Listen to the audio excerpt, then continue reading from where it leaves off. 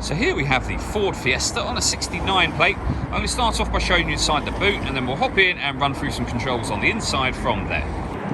As you can see, there's plenty of boot space along with that 60/40 split folding rear seat should you wish to increase this space even further. Okay, now that we're inside the car, we're going to start with the dials. On the left-hand side, we have the rev counter, and on the right-hand side, the speedometer. At the bottom in the middle, the fuel gauge and coolant temperature gauges. And above that, in the top left-hand corner, you can see the total miles for this car, which are 9,779. We have a digital readout for that speedometer in the central section.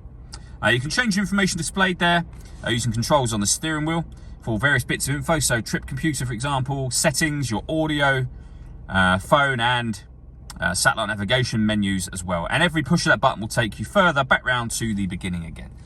If we back out to the steering wheel, on the left-hand side, we have cruise control and speed limiter. Stereo controls underneath that, which continue on the left, along with phone controls, and the buttons I was using for the trip computer are just there. Over in the center is where you would, amongst other things, pair your phone.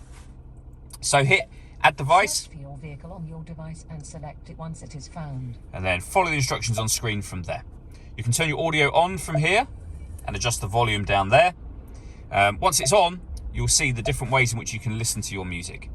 And they include Bluetooth audio, so you can stream your music wirelessly. You can also plug a device into one of the two USB inputs in this car as well, and that will appear then up here as a further option for you. We've also got satellite navigation. There's a full video that shows how this works on both our website and on our YouTube channel. Working our way down, we have the climate control. So you can adjust the temperature, the fan speed. You can determine where you'd like the air to be distributed once it enters the car. When you're happy with those settings, that button turns your air conditioning on and off again. Or hit auto.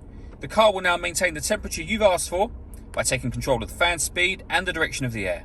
If you make any manual adjustment, auto will go off, and you can put it back on your own manual settings.